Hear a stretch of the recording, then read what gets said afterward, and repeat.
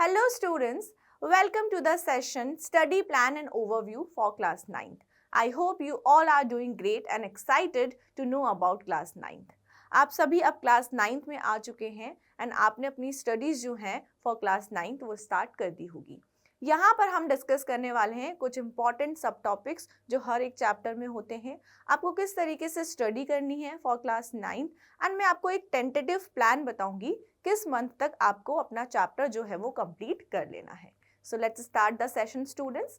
सबसे पहले हम देखते हैं वैरायटी ऑफ क्वेश्चंस। देखिए डिफरेंट टाइप्स ऑफ क्वेश्चंस होते हैं और आपको हर तरीके का क्वेश्चन जो है वो सॉल्व करना आना चाहिए।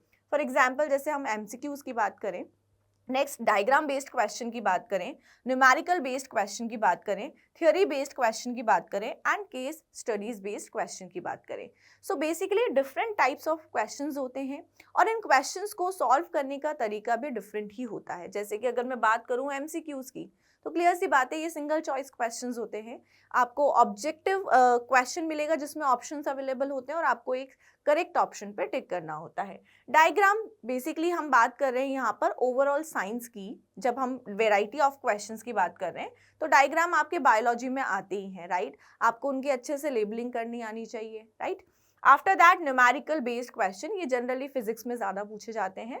थ्योरी बेस्ड क्वेश्चन, ये कंसेप्चुअल क्वेश्चंस होते हैं, ये डिपेंड करता है आपने कितना अच्छे से उस कंसेप्ट को समझा है। And some case studies based question.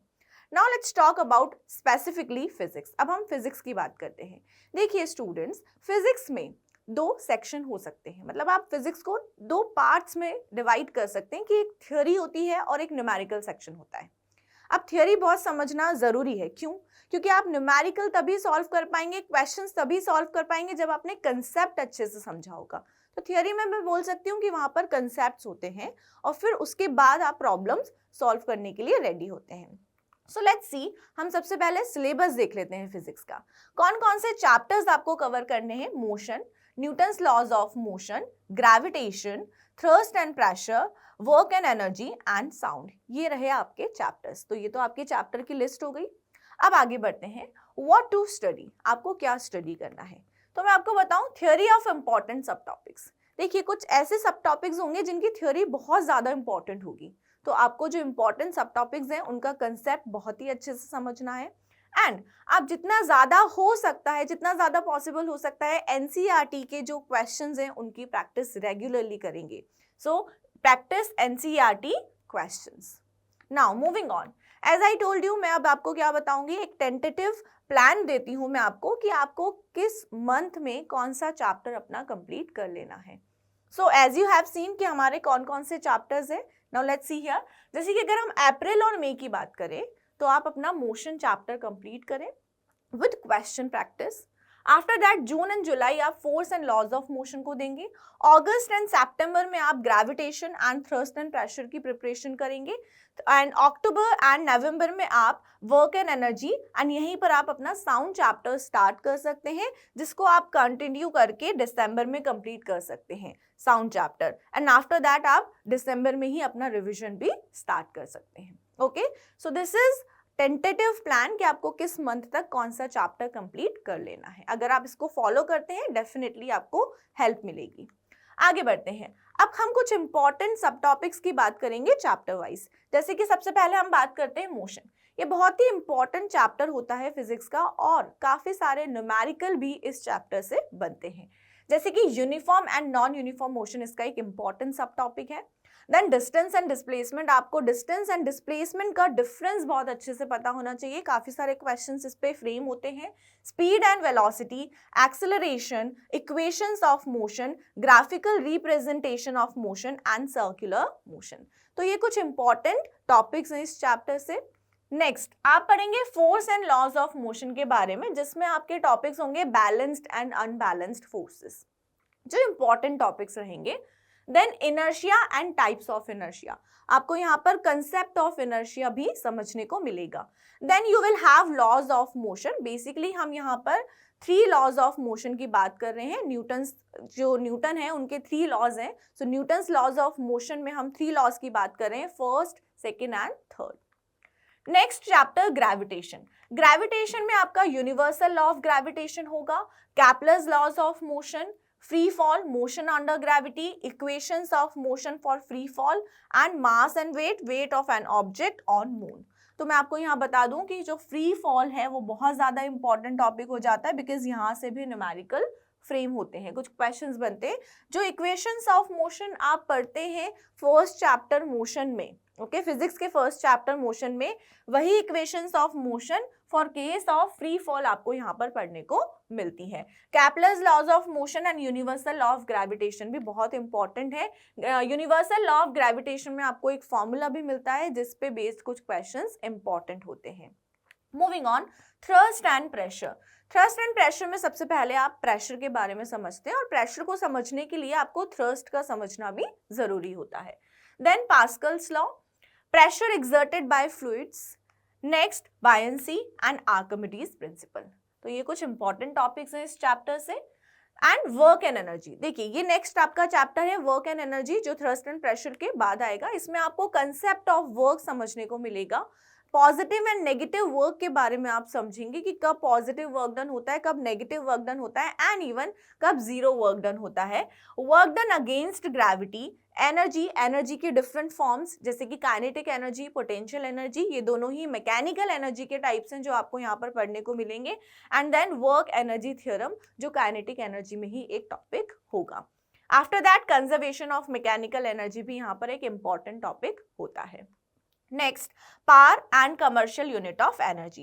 देखिए यहाँ पर एक छोटा सा टॉपिक और होगा पावर, बट कुछ क्वेश्चंस जो हैं वो फ्रेम हो जाते हैं, बहुत छोटा सा टॉपिक होता है। And commercial unit of energy भी आपको यहाँ पर देखने को मिलेगी। नेक्स्ट, साउंड, ये आपका लास्ट चैप्टर होगा फिजिक्स का। साउंड में आपके जो टॉपिक्स हैं इंपॉर्टेंट वो है waves.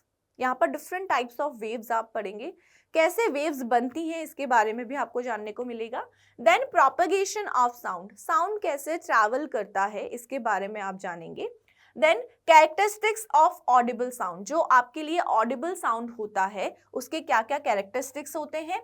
Then reflection of sound, sound कैसे रिफ्लेक्ट होता है। After that application of ultrasound, तो आपको रिफ्लेक्शन ऑफ साउंड और एप्लीकेशन ऑफ अल्ट्रासाउंड भी देखने को यहाँ पर मिलेगा। तो ये तो हमारी चैप्टर्स की बात हो गई, इंपॉर्टेंट सब टॉपिक्स की हमने बात कर ली कि क्या क्या इंपॉर्टेंट सब टॉपिक्स है और किस मंथ में हमें कौन सा चैप्टर कवर कर लेना है। अब हाउ टू मेक नोट्स, देखिए जब आप फिजिक्स पढ़ रहे होंगे तो डेफिनेटली नोट्स तो आप प्रिपेयर करेंगे सही। अब नोट्स प्रिपेयर करते टाइम आपको जो बहुत ज़्यादा ध्यान रखना है वो मेरे पास में 2 पॉइंट्स है जो मैं आपको बताती हूँ। You must prepare short notes. देखिए आप शॉर्ट नोट्स हमेशा बना के रखें, बिकॉज जो शॉर्ट नोट्स होते हैं वो रिविजन करने के काम बहुत ज़्यादा आते हैं, मतलब आप कभी भी उनसे रिवाइज कर सकते हैं। So you must prepare short notes so that you can revise the whole syllabus frequently in a very less time. Time भी कम लगेगा और आप जब चाहें तब उससे रिविजन कर सकते हैं। In numerical problems, take care of sign conventions, units and formula. Physics की अगर मैं बात करूं पर्टिकुलरली, तो जितने भी चैप्टर्स हमने अभी देखे उन सभी चैप्टर्स में एक न्यूमेरिकल सेक्शन तो होगा ही सही। स्पेशली अगर मैं बात करूं मोशन की, force and laws of motion की, ग्रेविटेशन की, ये 3 चैप्टर्स, और in fact work and energy also, ये चैप्टर्स ऐसे होंगे जिनमें न्यूमेरिकल प्रॉब्लम्स जो होती हैं वो काफ़ी बनती हैं। Different varieties of numerical problems वहाँ पर आ सकती है। स्पेशली आपको रखना है ध्यान साइन कन्वेंशंस का। साइन कन्वेंशंस मतलब कहाँ आपको प्लस यूज़ करना है, कहाँ पर आपको माइनस यूज़ करना है, ये बहुत इंपॉर्टेंट होता है। यूनिट्स का देखिए, अगर आप प्रेशर का कैलकुलेशन कर रहे हैं तो प्रेशर की क्या यूनिट होगी, फोर्स अगर आप कैलकुलेट कर रहे हैं फोर्स की क्या यूनिट होगी, एक्सेलरेशन हो गया, स्पीड हो गई, वेलोसिटी हो गई। अगर आप ये फिजिकल क्वांटिटीज कैलकुलेट कर रहे हैं तो उनकी प्रॉपर यूनिट्स होती हैं और आपको सही यूनिट का यूज करना है। And next is formula. देखिए आप कोई भी फिजिकल क्वांटिटी की कैलकुलेशन कर रहे हैं, कोई क्वेश्चन आपको गिवन है और आपको कुछ कैलकुलेट करना है, डेफिनेटली आपको फॉर्मूला तो यूज करना पड़ेगा। और जिस भी क्वांटिटी के बारे में क्वेश्चन में हमसे पूछा गया है उसका सही फॉर्मूला हमें वहां पर अप्लाई करना होगा। अगर मैं बात करूं इक्वेशंस ऑफ मोशन की, तो हमें कहां पर कौन सी इक्वेशन का यूज करना है ये आपको बहुत अच्छे से आना चाहिए। नेक्स्ट, अब हम बात करते हैं फ्लो चार्ट की। देखिए जो फ्लो चार्ट होता है ना वो बहुत ही हेल्पफुल होता है और बहुत ही हैंडी होता है, आप कभी भी ना इसको रिवाइज कर सकते हैं। तो ट्राई करें कि जो टॉपिक्स आपको, जिनका टॉपिक्स ऐसा है, आपको कंसेप्ट समझने हैं, आपको टाइप समझने, कुछ ऐसे टॉपिक्स होते हैं तो आप उनको फ्लो चार्ट की फॉर्म में समझ सकते हैं। जैसे कि मैंने यहाँ पर एक रेफरेंस दिया है आपको, मोशन की हम बात कर लेते हैं। मोशन के हमारे पास में 2 टाइप्स हो गए, uniform motion and non uniform motion. तो हमें इन दोनों ही टाइप्स में कंफ्यूजन ना हो तो हम क्या करेंगे, इस तरीके से प्रिपेयर कर सकते हैं। यूनिफॉर्म मोशन की हमने यहाँ डेफिनेशन लिख दी, नॉन यूनिफॉर्म मोशन की डेफिनेशन लिख दी, तो हमें समझ में आ गया क्या डिफरेंस है। अब यूनिफॉर्म मोशन में क्या होता है, वेलोसिटी कांस्टेंट होती है और नॉन यूनिफॉर्म में नहीं होती है। ओके, यहाँ पर एक्सेलरेशन 0 होता है, यहाँ पर एक्सेलरेशन 0 नहीं होता है। तो इस तरीके का अगर आप फ्लो चार्ट प्रिपेयर करते हैं, आपको कभी भी इन दोनों में कंफ्यूजन होगा ही नहीं। So try to make flow chart and try to understand from your short notes and like this. Okay, so this is all about physics. Hello everyone, आप समझते हैं कि अगर हमें 9th की केमिस्ट्री को स्ट्रॉन्ग करना है तो अप्रैल से हमारा क्या टारगेट होना चाहिए, क्या प्लान होना चाहिए, सो दैट एग्जामिनेशन आने तक हम पूरे सिलेबस को आसानी से कवर अप कर पाए, कोई भी टॉपिक हमारा छूट ना जाए। तो सबसे पहले ये देखना जरूरी है कि 9th स्टैंडर्ड में जो हमारे पास साइंस की बुक है उसमें जो केमिस्ट्री का पार्ट है वहां पर कौन कौन से चैप्टर्स प्रेजेंट हैं। तो हमारे पास यहाँ पर सिर्फ 4 चैप्टर्स आने वाले हैं जिन पर आपको फोकस करना है। First one is your matter in our surroundings. बहुत सिंपल सा ये चैप्टर है जो कि कहीं ना कहीं मैटर से रिलेटेड है। उसके बाद जो नेक्स्ट चैप्टर आता है that is your is matter around us pure. ये भी अगेन मैटर से ही रिलेटेड है। अब मैटर के अंदर जब हम जा रहे हैं, उसकी डेप्थ में जब हम जा रहे हैं, तब हम बात करते हैं पार्टिकल्स की, और उसी से रिलेटेड है हमारा third chapter that is your atoms and molecules. अब यहाँ पर जब आपने एटम्स एंड मॉलिक्यूल्स को समझ लिया है तो हमें और ज्यादा इसकी डेप्थ में जाना होगा। अब हम बात करेंगे स्ट्रक्चर ऑफ द एटम की।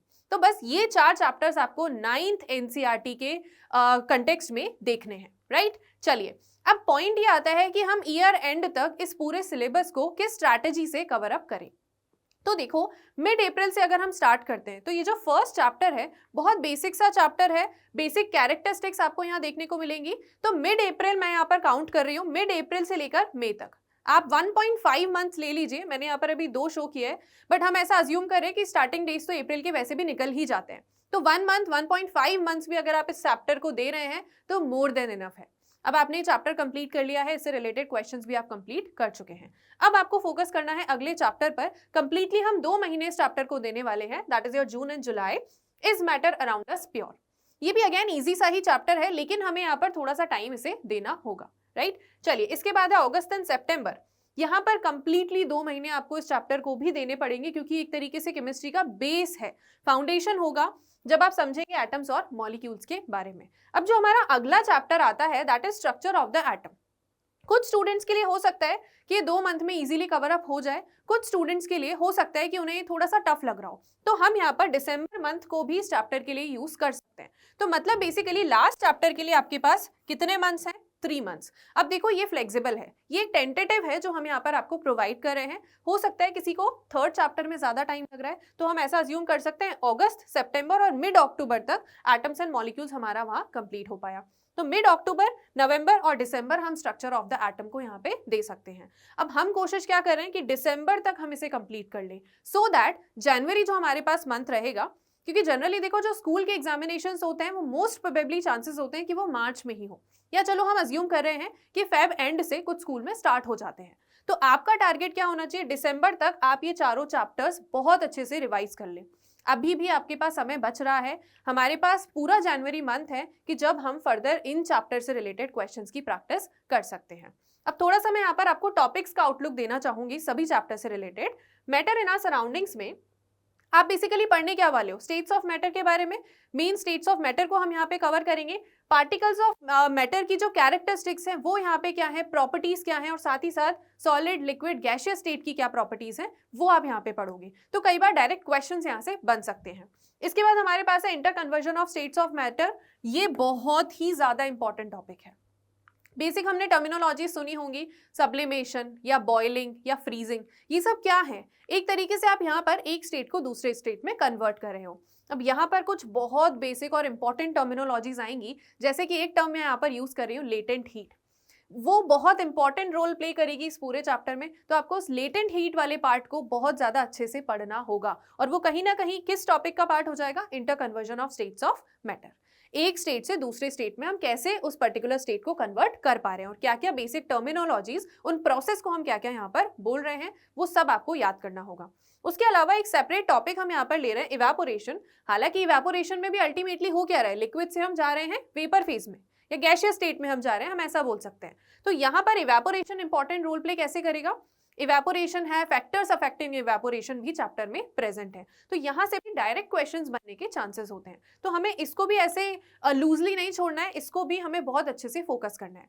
3 स्टेट्स ऑफ मैटर के बाद जो बाद की स्टेट्स हैं उन पे भी हमें यहाँ पर ध्यान देना होगा। तो मैंने ओवरऑल मेजर टॉपिक्स लिखे हैं, इनके अंदर भी कुछ ऐसी ऐसी टर्मिनोलॉजीज हैं जो बहुत इंपॉर्टेंट होंगी। जैसे जैसे आप यहाँ पे पढ़ना स्टार्ट करोगे वैसे वैसे आपको चीजें समझ में आने लगेंगी, राइट। चलिए, ऐसा नहीं है कि इन टॉपिक्स के अलावा आपको पढ़ना ही नहीं है, एक्चुअल में ये पूरे चैप्टर के मेजर टॉपिक्स मैंने यहाँ पर लिए हैं। Next we have is matter around us pure. इस चैप्टर में आप क्या पढ़ोगे, जो अभी आपने जस्ट मैटर के बारे में समझा, कहीं ना कहीं उसी से रिलेटेड है कि क्या ये सब्सटेंसेस जो आप देख रहे हो ये प्योर हैं या फिर ये इम्प्योर हैं। जब आपको लास्ट में पता चलेगा कि मैक्सिमम चीजें जो हैं वो इम्प्योर हैं, वो मिक्सचर की फॉर्म में प्रेजेंट है, तो फर्दर आप मिक्सचर के डेप्थ में जा रहे हो। मिक्सचर को भी आप फर्दर कैटेगराइज करेंगे 2 डिफरेंट कैटेगरीज में, होमोजीनियस एंड हेट्रोजीनियस। अभी टर्म्स पे बहुत ज्यादा दिमाग नहीं लगाना, धीरे धीरे आप इन सारी चीजों को पढ़ने वाले हैं। तो सबसे पहले आप देखेंगे यहाँ पर कि ट्रू सोल्यूशन क्या होता है, ट्रू सोल्यूशन, इसकी प्रॉपर्टीज क्या होती है, क्या क्या एग्जाम्पल्स हो सकते हैं ट्रू सोल्यूशन के। उसके बाद एक नई टर्म दैट इज सस्पेंशन और एक और नई टर्म दैट इज कोलॉइड। बहुत इंपॉर्टेंट है और अक्सर स्टूडेंट्स कोलॉइड वाले पार्ट में बहुत कंफ्यूज होता है। तो मैं सजेस्ट करूंगी कि जब सस्पेंशन आसान रहेगा आपके लिए, ट्रू सॉल्यूशन भी आसान रहेगा, लेकिन कोलॉइड के जो एग्जांपल्स हैं वो बहुत इंपॉर्टेंट रोल प्ले करेंगे, सीधे एग्जाम में क्वेश्चन आपसे पूछे जा सकते हैं। तो कोलॉइड की प्रॉपर्टीज भी आपको याद रखनी है, तीनों के बीच में डिफरेंस पॉइंट्स भी आपको याद रखने हैं और इनके इंपॉर्टेंट एग्जाम्पल्स भी याद आपको रखने हैं। इसके बाद जब हम प्योर सब्सटेंस की बात कर रहे हैं तो अकॉर्डिंग टू द केमिस्ट्री जो आपके प्योर सब्सटेंसेस आएंगे उन्हीं में एक होगा आपका कंपाउंड, और अभी मैंने आपको मिक्सचर के एग्जांपल्स बताए। तो इन दोनों के बीच में क्या मिक्सचर है, अक्सर स्टूडेंट्स यहाँ भी कंफ्यूज होते हैं कि दोनों एक जैसे ही दिख रहे हैं, क्या डिफरेंस है। तो डिफरेंस आपको बताया जाएगा, आपको उस पर भी फोकस करना होगा, राइट। चलिए, इसके बाद अगर हम अगले चैप्टर की बात करें that is atoms and molecules, अब हम फर्दर मैटर के डेप्थ में गए हैं, मतलब छोटे पार्टिकल की तरफ, जो कि है आपका एटम्स और मॉलिक्यूल्स। तो यहाँ पर 2 इंपॉर्टेंट लॉ आप पढ़ेंगे, that is law of conservation of mass, law of constant proportion, और एक एटम की थ्योरी आप यहाँ पे देखोगे that is Dalton's atomic theory. तो आपको इन तीनों पर बहुत ज्यादा अच्छे से फोकस करना होगा, क्वेश्चंस यहाँ से सीधे सीधे फॉर्म हो सकते हैं, तो आपको वो प्रैक्टिस यहाँ पे बनानी होगी। आगे अगर हम चले, atomic and molecular mass. Atomic और मॉलिक्यूलर मास मतलब जो आपका एटम है उसका मास आप कैसे कैलकुलेट कर रहे हो, डिफरेंट एटम्स का क्या क्या मास है, जो पीरियोडिक टेबल हमारे पास होती है उसमें जो एलिमेंट्स हैं उनका मास क्या होगा। अगर आपने कोई मॉलिक्यूल बना दिया, ग्रुप ऑफ एटम्स है केमिकली कंबाइंड, तो उस मॉलिक्यूल का, जैसे मैं बोलती हूँ H2O, तो इसका मास हम कैसे कैलकुलेट करेंगे, ये सारी चीजें आपको यहाँ पे बताई जाएंगी। क्लियर।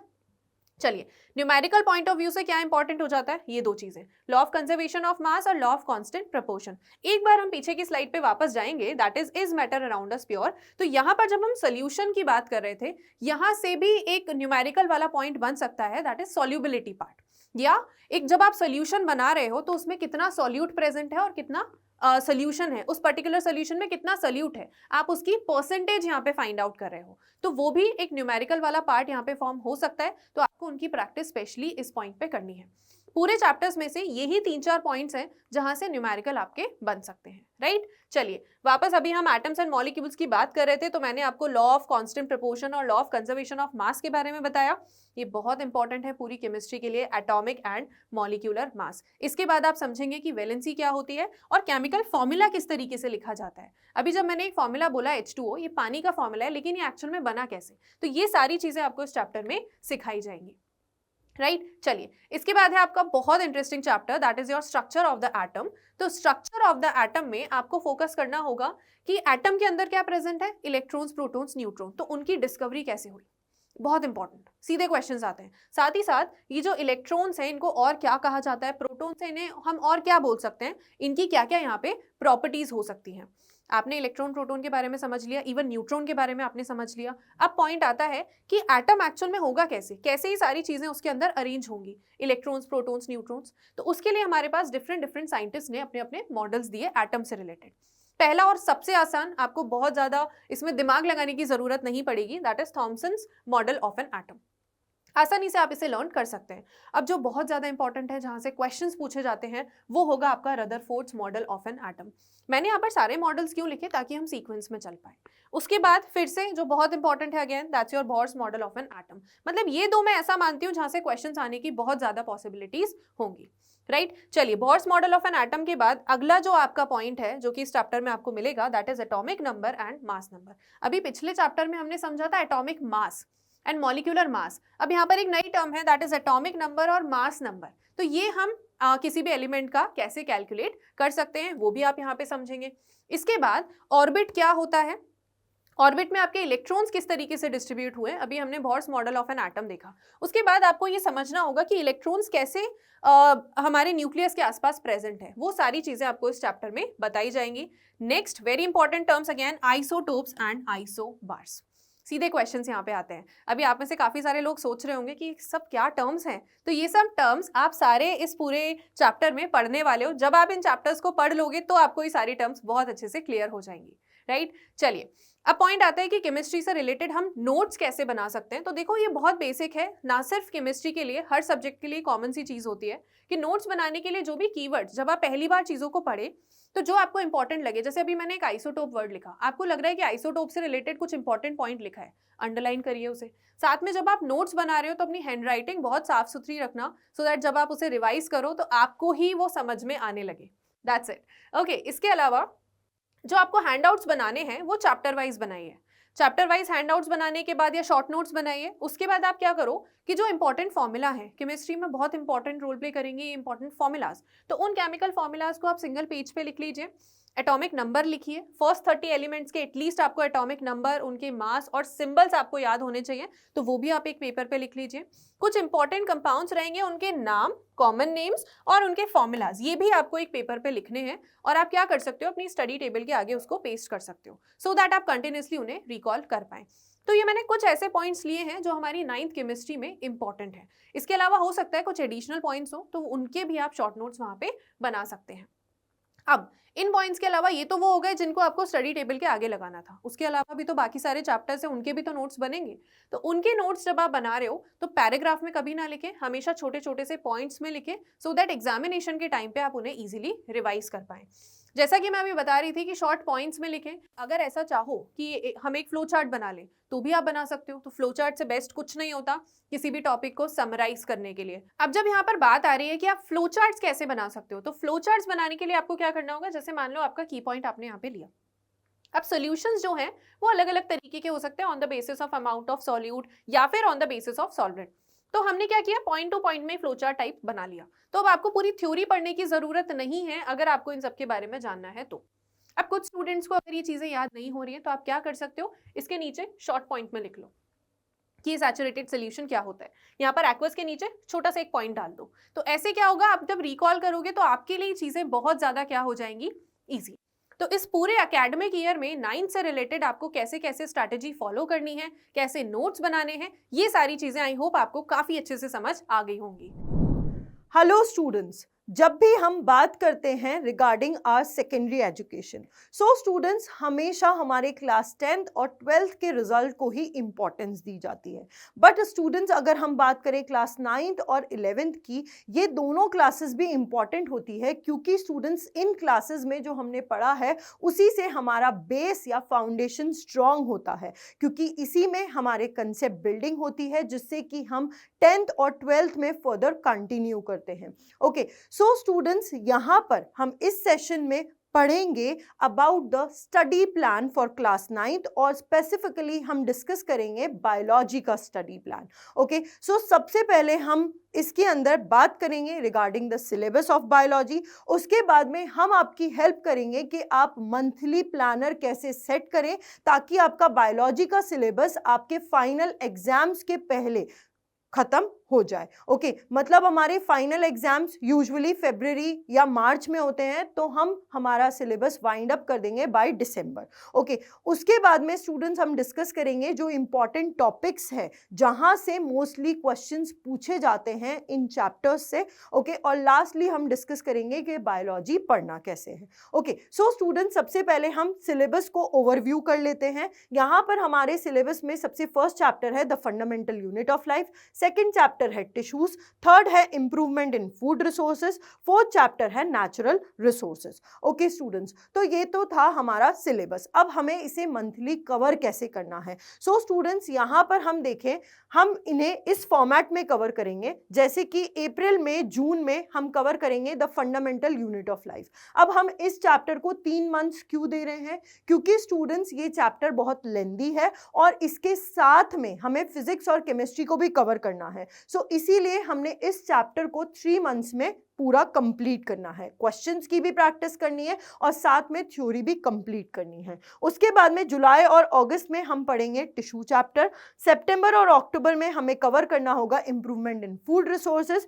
और नवंबर और दिसंबर में हमें कवर करना होगा natural resources. So students, by the end of December आपका पूरा कोर्स कंप्लीट हो चुका होगा और आप वेल प्रिपेयर्ड होंगे for your final examination. Okay, so ये तो था हमारा सिलेबस ओवरव्यू और हमारी मंथली प्लानिंग। अब स्टूडेंट्स, हमें समझना होगा इंपॉर्टेंट टॉपिक्स के बारे में जिन पे हमें और ज्यादा ध्यान देना है इन पर्टिकुलर चैप्टर्स में से। ओके, सो हम वन बाय वन हर एक चैप्टर का यहाँ डिस्कस करते हैं। सबसे पहले हम डिस्कस करेंगे regarding the fundamental unit of life.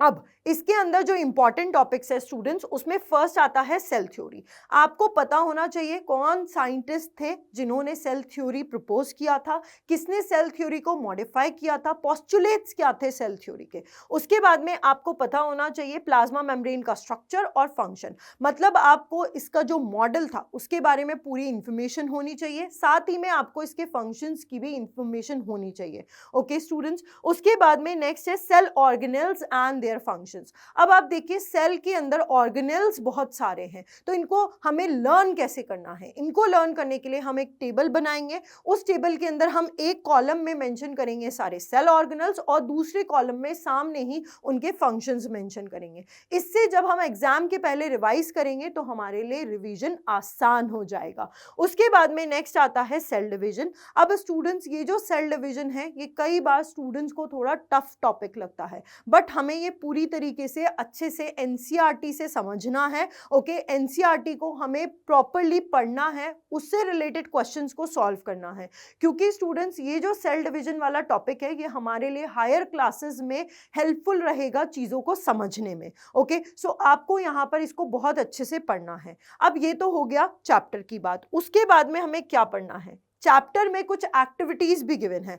कई बार हम उनको ओवरलुक कर देते हैं कि ये तो एक्टिविटी ही है, बट स्टूडेंट्स हमें उन एक्टिविटीज को अच्छे से समझना होगा, क्योंकि स्टूडेंट्स आपका जो 10th बोर्ड होता है उसमें कुछ क्वेश्चंस आते हैं केस स्टडी बेस्ड क्वेश्चन, और वो पूछे जाते हैं एक्टिविटीज से। सो अगर आप अभी से ही प्रिपरेशन करोगे ऐसे एक्टिविटी बेस्ड क्वेश्चन की, सो आपको 10th बोर्ड में हेल्प मिलेगी। इसीलिए मैंने आपको इनिशियली बोला कि ये आपके लिए एज अ फाउंडेशन क्रिएट करेगा for your further classes. Okay, now next, practice diagram and question. इस चैप्टर में बहुत सारे डायग्राम्स हैं। ओके, सो आपको हर एक डायग्राम बनाना आना चाहिए, क्योंकि स्टूडेंट्स जब भी हम हमारे एग्जाम में क्वेश्चन के साथ में आंसर में अगर डायग्राम भी बना देते हैं तो it is always welcome by the examiner. Examiner को अच्छा लगता है और आपके मार्क्स उससे और अच्छे मिलते हैं। ओके, अब स्टूडेंट्स ये तो हुई बात regarding the fundamental unit of life. Next chapter जो है वो है टिश्यूज।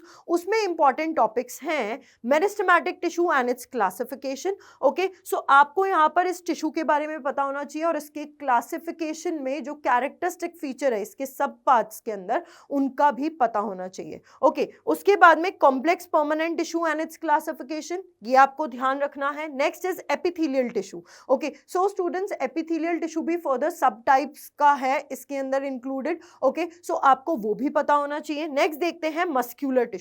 यहाँ पर मस्क्यूलर टिश्यू 3 टाइप के होते हैं, तो आपको उनको टैबुलर फॉर्मेट में बनाना है और वहां पर उनके कैरेक्टरिस्टिक फीचर वहीं जॉट डाउन कर लेने हैं। इससे आपको एक कंपैरेटिव स्टडी मिलेगा और आपको लर्न भी आसानी से होगा। लास्टली है नर्वस टिश्यू। अब स्टूडेंट्स यहाँ पर आपको नर्वस टिश्यू अच्छे से समझना है, इसका डायग्राम प्रैक्टिस करना है, इसके कैरेक्टरिस्टिक कैरेक्टरिस्टिक के बारे में आपको पता होना चाहिए जो हमें एनसीईआरटी में मेंशन्ड है। अब मैं इसके लिए क्यों बोल रही हूँ, क्योंकि स्टूडेंट्स ये जो नर्वस टिश्यू है इससे रिलेटेड एक चैप्टर है हमारे पास में 10th क्लास में, कंट्रोल एंड कोऑर्डिनेशन। अगर हमने नर्वस टिश्यू यहाँ अच्छे से समझा होगा तो हमें वो चैप्टर समझने में आसानी होगी। ओके स्टूडेंट्स, अब इसके बाद में नेक्स्ट चैप्टर की बात करते हैं, इंप्रूवमेंट इन फूड रिसोर्सेज। कई बार स्टूडेंट्स इस चैप्टर को ओवरलुक कर देते हैं, उन्हें लगता है ये तो बहुत ही ईजी है या फिर इसकी कोई एज सच इंपॉर्टेंस नहीं है। सो स्टूडेंट्स, इंपॉर्टेंस तो है। ओके, अब इसके अंदर जो इंपॉर्टेंट टॉपिक्स है जहां से फ्रीक्वेंटली क्वेश्चंस पूछे जाते हैं वो कौन से टॉपिक्स हैं? फर्स्ट है न्यूट्रिएंट मैनेजमेंट, मतलब यहाँ पर हमें समझाया गया है रिगार्डिंग फर्टिलाइजर्स और मैन्योर, उनका फंक्शन क्या होता है, कैसे कौन सा न्यूट्रिएंट कहाँ पर यूज किया जाता है। ओके, उसके बाद में irrigation, that is irrigation system in India, इसको हमें अच्छे से समझना है। उसके बाद में क्रॉपिंग पैटर्न्स को आपको अच्छे से समझना है। क्रॉपिंग पैटर्न्स में आपको एक टेबल बनानी है और सारे क्रॉपिंग पैटर्न्स को वहां जॉट डाउन करके उनका एक कंपैरेटिव स्टडी बना लेना है। ओके, लास्टली है animal husbandry. So students, animal husbandry में भी अलग अलग कैटेगरीज गिवन है, कैटल फार्मिंग, पोल्ट्री एट्सेट्रा। सो आपको वो सारा समझना है और उनमें से क्वेश्चंस आते हैं बहुत बार। ओके, सो स्टूडेंट्स, ये थे इस चैप्टर के इंपॉर्टेंट टॉपिक्स। अब हमारे पास में लास्ट एक और चैप्टर बच रहा है, दैट इज नेचुरल रिसोर्सेज। तो नेचुरल रिसोर्सेज के जो इंपॉर्टेंट टॉपिक्स हैं वो हैं एसिड रेन, नेक्स्ट है यूट्रोफिकेशन और लास्टली बायोजियोकेमिकल साइकिल्स। इनमें से बायोजियोकेमिकल साइकिल्स में से बहुत ज्यादा फ्रीक्वेंटली क्वेश्चंस पूछे जाते हैं। ओके, सो स्टूडेंट्स, ये तो हुआ हमारा सिलेबस से रिलेटेड इंपॉर्टेंट टॉपिक्स के बारे में डिस्कशन। अब स्टूडेंट्स, नेक्स्ट हमें क्या समझना होगा? हमें समझना है how to study biology. Okay, so देखिए, बहुत बार स्टूडेंट्स का एक पॉइंट ऑफ व्यू होता है कि बायोलॉजी में बहुत सारी चीजें लर्न करनी पड़ती है। तो लर्न कहां से करोगे? लर्न हमेशा ऑथेंटिकेटेड सोर्स से ही करोगे। सो ऑथेंटिकेटेड सोर्स क्या है हमारे पास में? हमारे पास में जो ऑथेंटिकेटेड सोर्स है वो है हमारी एनसीईआरटी की book. Okay, so always learn definitions from standard book, generally NCERT. Okay, अब स्टूडेंट्स, उसके बाद में आपके पास में प्रॉपर्ली प्लान्ड डेटा होना चाहिए फॉर लर्निंग। अगर आपने नोट्स को प्रॉपर्ली नहीं प्रिपेयर किया है तो आपको एंड में जाकर प्रॉब्लम आएगी। हम आपको सफिशिएंट टाइम बता रहे हैं फॉर योर प्रिपरेशन, तो आप आसानी से नोट्स बहुत आसान तरीके से प्रिपेयर कर सकते हो। ओके, अब स्टूडेंट्स, नोट्स प्रिपेयर करने के लिए करना क्या होगा? Divide the chapter into parts for ease of memorising. आप एक पर्टिकुलर चैप्टर को पार्ट्स में डिवाइड करो ताकि आपको अच्छे से लर्न हो पाए। ओके, और वो जो नोट्स हैं वो एंड मोमेंट के रिवीजन के लिए रहेंगे। ओके स्टूडेंट्स, अब यहाँ पर हमने एक एग्जाम्पल लिया है फ्रॉम द चैप्टर सेल। तो देखिए, सेल के अंदर हम पढ़ते हैं स्ट्रक्चर ऑफ सेल और सेल डिवीजन। तो स्ट्रक्चर ऑफ सेल में प्लाज्मा मेम्ब्रेन और प्रोटोप्लाज्म पढ़ाया जाता है। फिर प्लाज्मा मेम्ब्रेन में ट्रांसपोर्ट को हमने फर्दर कैटेगराइज कर लिया, पैसिव ट्रांसपोर्ट, एक्टिव ट्रांसपोर्ट। फिर ये जो पैसिव ट्रांसपोर्ट होता है इसमें डिफ्यूजन और ऑस्मोसिस होता है। ऑस्मोसिस में भी एंडोस्मोसिस और एक्सोस्मोसिस होता है। इसी तरीके से प्रोटोप्लाज्म में साइटोप्लाज्म और न्यूक्लियस। न्यूक्लियस के हमने यहाँ कंपोनेंट्स लिख लिए, nuclear envelope, nucleoplasm, nucleolus, chromatin material.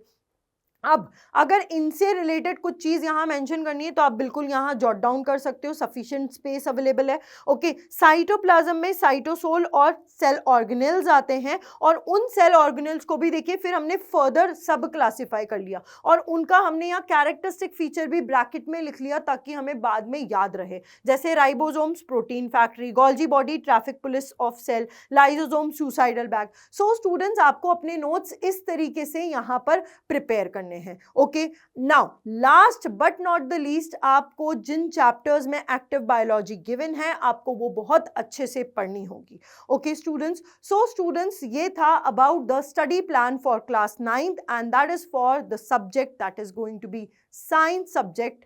Okay students, thank you.